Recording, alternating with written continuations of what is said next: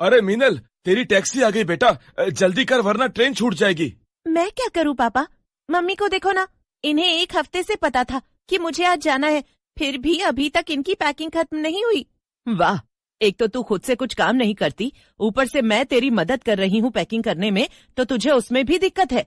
वो अपने mummy papa की इकलौती बेटी थी और नौकरी करने के लिए मुंबई जा रही थी। आंखों में आंसू लेकर गिरीश और गीता उसे बाय करते हैं और मीनल कुछ घंटों बाद मुंबई में अपने नए घर में पहुंच जाती है। लेकिन वो देखती है कि उसके अपार्टमेंट की लिफ्ट चल ही नहीं रही थी। उफ, ये लिफ्ट क्यों नहीं चल रही है भैया? अरे मैडम जी, ये लिफ्ट तो महीने के 30 दिन में से 20 दिन खराब ही रहती है। आप ऐसा करो, सीढ़ियों से चली जाओ। क्या? इतना सारा सामान लेकर मैं ऊपर कैसे जाऊंगी? अरे आप अभी अपना जरूरी सामान ले जाओ मेम साहब, फिर मैं बाद में बाकी सामान पहुंचा दूंगा। अच्छा, हाँ ये भी ठीक ही रहेगा वैसे। ठीक है भैया। मीनल अपने रूम के बाहर जाकर खड़ी हो जाती है और फिर अपने फ्लैटमेट को कॉल लगाने लगती है। अरे, मैं इस लड़की को परसों से कॉल लगा रही हूँ, ना ये मेरा फोन उठा रही है और ना ही मैसेज देख रही है। कहीं ऐसा तो नहीं कि इसे मेरे साथ नहीं रहना? मीनल ये सब सोच ही रही थी कि अचानक से दरवाजा अपने आप खुल जाता है। मीनल बिना कुछ सोचे समझे अंदर चली जाती है। मीनल महसूस करती है कि कमरे में बहुत ठंडक थी। बड़ी अजीब बात है, इस लड़की ने इतने ठंडे मौसम में एसी क्यों चला रखा है? ओह, कितना ठंडा लग रहा है। रोशनी, रोशनी, कहाँ हो तुम? मीनल रोशनी को आवाज लगाती है और चारों तरफ ढूंढती भी है, लेकिन उसे रोशनी कहीं नजर नहीं आती है। यहाँ तक कि रोशनी का कमरा भी खुला हुआ था। कितनी लापरवाह लड़की है, मैं इसके साथ कैसे रहूंगी? एक तो घर बिना लॉक किए चली गई, ऊपर से एसी भी चलाकर छोड़ गई। हद है। मीनल सबसे पहले जाकर एसी का स्विच बंद करती है और फिर अपने काम में लग जाती है।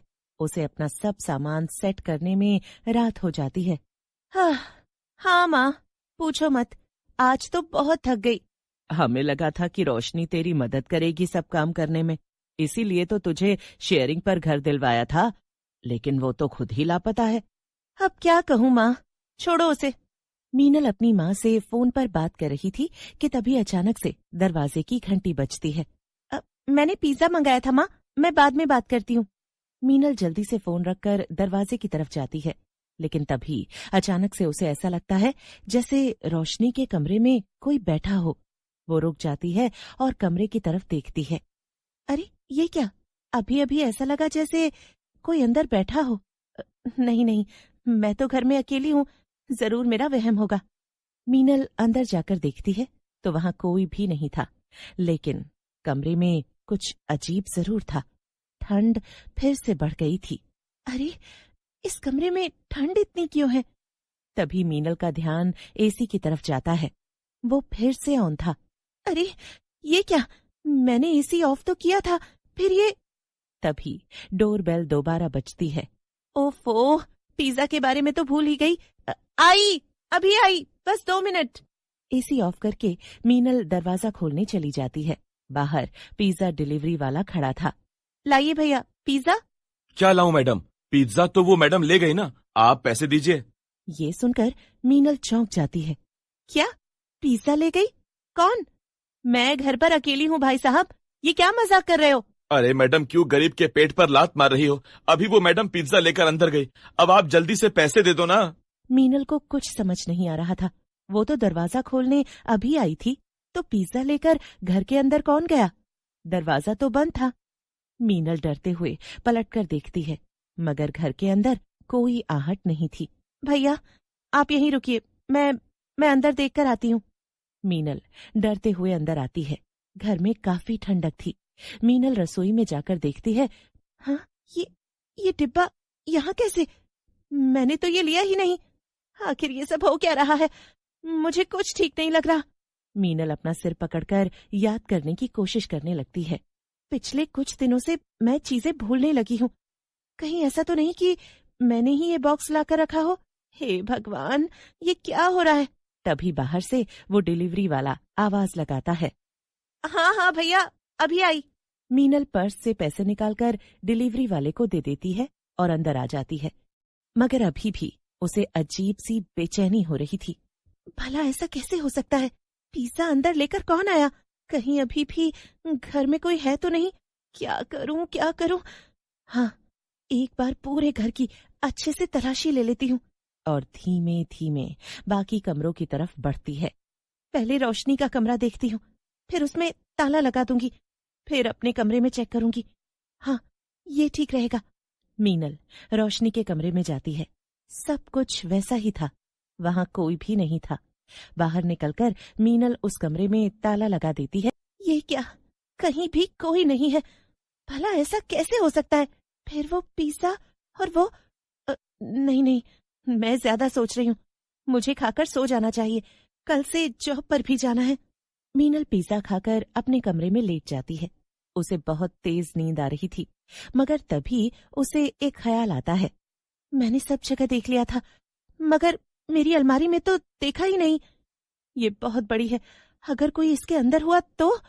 मीनल की धड़कनें बढ़ गई थी और वो अपनी अलमारी की तरफ ही देखे जा रही। ये फोन किसका आ रहा है अब? मीनल फोन उठाती है, मगर अभी भी उसकी नजरें अलमारी की तरफ ही थी। वो धीमे से बोलती है, हेलो हेलो, कौन? दूसरी तरफ कोई और नहीं बल्कि मीनल की दोस्त रोशनी थी। मीनल, मैं रोशनी बोल रही हूँ, मेरी बात ध्यान से सुनो। रोशनी? रोशनी, तुम कहाँ हो? घर से कहाँ चली गई? न कोई फोन कॉल न मैसेज, ऐसे कोई लापता होता है क्या? अभी ये जरूरी नहीं है मीनल, मेरी बात ध्यान से सुनो।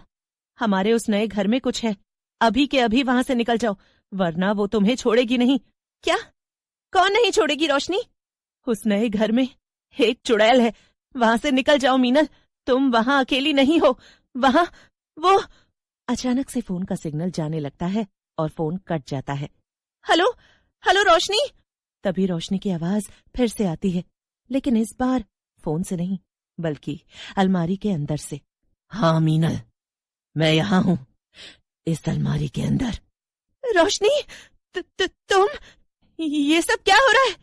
मैं यहाँ हूँ मीनल। अचानक से अलमारी के अंदर से जोर जोर से हाथ पीटने की आवाजें आने लगती हैं और मीनल समझ जाती है कि ये रोशनी नहीं थी, बल्कि उसके नए घर में सचमुच कोई अजीब शक्ति थी, कोई चुड़ैल। और कांपते हुए पैरों से वो बाहर की तरफ भागती है।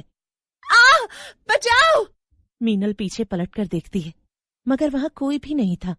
लेकिन उसके बगल में रोशनी का कमरा था और धीमे से उसके कमरे का दरवाजा खुलता है। नहीं नहीं नहीं नहीं, ये अपने आप कैसे खुल सकता है? और तभी मीनल देखती है कि कोई था, लेकिन ये कोई चुड़ैल नहीं बल्कि खुद रोशनी थी। वो बेहोश थी। नहीं, रोशनी! मीनल रोशनी के पास जाती उससे पहले ही उसकी नजर बेड के ऊपर जाती है और वहां कोई था। उसने साड़ी पहन रखी थी। वो मीनल को देखकर उसकी तरफ झपटती है, मगर मीनल चिल्लाते हुए पीछे भागती है। नहीं, बचाओ! तभी अचानक से फिर से दरवाजे की घंटी बजती है और वो औरत हवा में गायब हो जाती है। मीनल की आंखों में आंसू थे और किसी तरह वो खुद को काबू में करके दरवाजे की तरफ बढ़ती है और जैसे ही मीनल दरवाजा खोलती है तो वो चौंक जाती है। बाहर रोशनी खड़ी थी। रोशनी, तुम? हाँ मीनल, तुम कहाँ जा रही हो? चलो घर के अंदर चलो। रोशनी को देखकर मीनल राहत की सांस लेती है, लेकिन तभी उसे कुछ याद आता है। बेड के नीचे रोशनी की बॉडी, और वो समझ जाती है कि उसके सामने जो खड़ी थी वो उसकी दोस्त रोशनी नहीं बल्कि कोई और थी। फिर उसके शरीर में जितनी भी जान थी सब लगाकर घर से बाहर भाग जाती है। मीनल को भी नहीं पता था कि वो कहाँ जा रही थी, मगर अब उसे बस अपने इस नए घर से दूर जाना था। अगले दिन पता चलता है कि बेड के नीचे जो लाश थी वो असली थी। रोशनी मर चुकी थी और मरने के बाद भी रोशनी ने फोन करके मीनल को घर से जाने की चेतावनी दी थी। वो वापस अपने शहर आ जाती है, लेकिन उस औरत की शक्ल उसे हमेशा याद रहती है और अपने नए घर में हुआ वो हादसा भी।